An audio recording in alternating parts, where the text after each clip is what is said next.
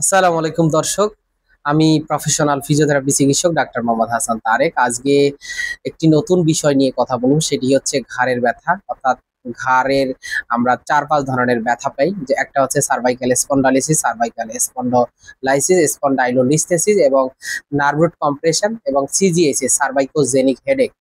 আমাদের ঘাড় ঘাড়ের যে স্পাইন রয়েছে এবং ঘাড় থেকে প্রথম যে জয়েন্টটা অ্যাটলান্টো অক্সিপিটাল জয়েন্ট, অ্যাটলান্টো অক্সিপিটাল ধরেন আমার যে ঘাড়ের যে ক্যানাল রয়েছে এর ভিতর দিয়ে আমাদের স্পাইনাল কর্ড গিয়েছে পিছনের স্যাক্রাল পর্যন্ত, অর্থাৎ কোমরের শেষ পাতা পর্যন্ত।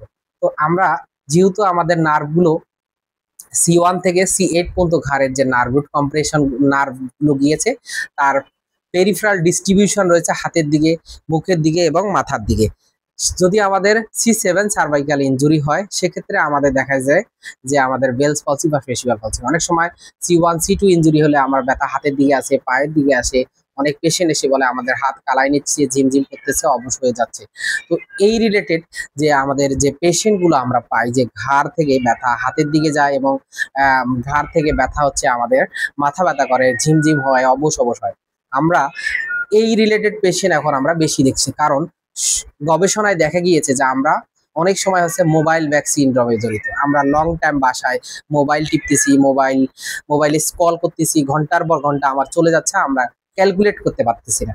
মোবাইল আমাদের জীবনের সঙ্গী হয়ে গিয়েছে, যে কারণে আমাদের মোবাইল থেকে আমাদের ঘাড়ের নার্ভ রুটে যে এবং যে 8টা হাড় বললাম, এই প্রত্যেকটা হাড়ের সাইড দিয়ে আমাদের নার্ভগুলো গিয়েছে।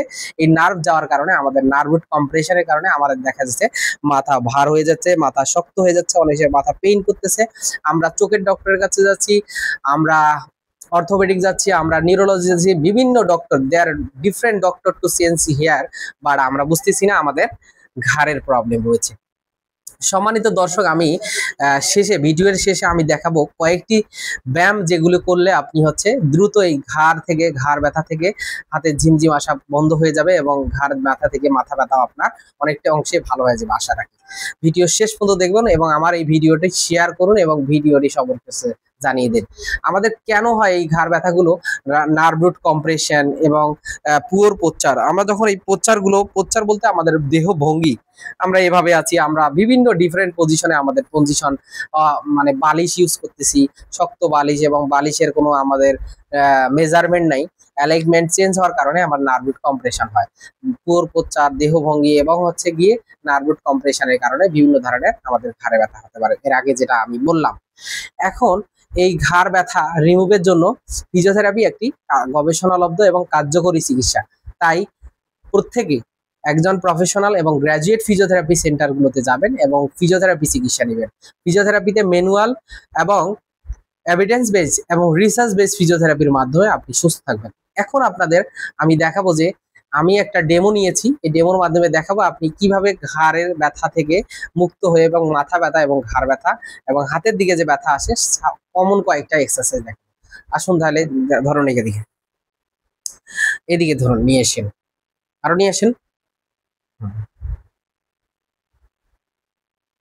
সম্মানিত দর্শক, আমি আপনাদেরকে দেখাবো যে আপনি প্রথমত ঘাড়টাকে এভাবে মুভ করার চেষ্টা করবেন, নিচের দিকে নেবেন। যখন দেখবেন যে আপনার রেস্ট্রিক্টেড রয়েছে এবং ঘাড়ের এই মাসেলগুলো টাইট থাকবে, তখন আপনি এভাবে রিলিজ করার চেষ্টা করবেন। এদিকে ডিফারেন্ট ওয়েতে রিলিজ করার আস্তে আস্তে। যদি মুভমেন্টের রেস্ট্রিক্টেড থাকে, সেক্ষেত্রে আপনার ঘাড়টাকে প্রথমত রিলিজ করার চেষ্টা করবেন। তারপরে হচ্ছে আপনি প্রথমত আমরা যেভাবে নামাজ পড়ি, সালাম ফিরাবেন না, সালাম ফিরান, ডানে তাকাবে, আবার বামে তাকাবেন, আবার উপরে তাকাবেন, আবার নিচে তাকাবেন।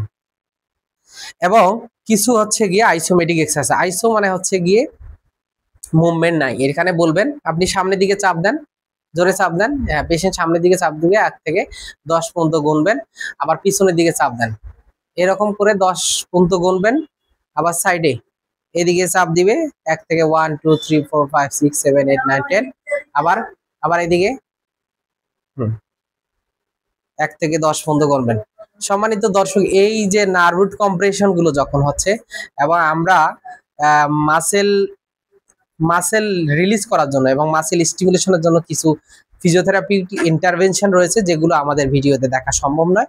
তাই আপনারা প্রফেশনাল ফিজিওথেরাপি সেন্টারগুলোতে যাবেন এবং ফিজিওথেরাপিস্ট আপনাকে কিছু ইলেকট্রোম্যাগনেটিং এবং ইলেকট্রো ফিজিওথেরাপির মাধ্যমে আমি কমনলি দেখানোর চেষ্টা করলাম এই মাসেলগুলো যখন আপনি রিলিজ করবেন তখন আপনি ভালো থাকবেন এবং সুস্থ থাকবেন। সকলের সুস্বাস্থ্য কামনা করে আজকের এই হাসান ফিজিওথেরাপি সেন্টারের উত্তরোত্তর সফলতা কামনা করে আজকের এই প্রজেক্ট শেষ করছি। আসসালামু আলাইকুম, ধন্যবাদ সকলকে।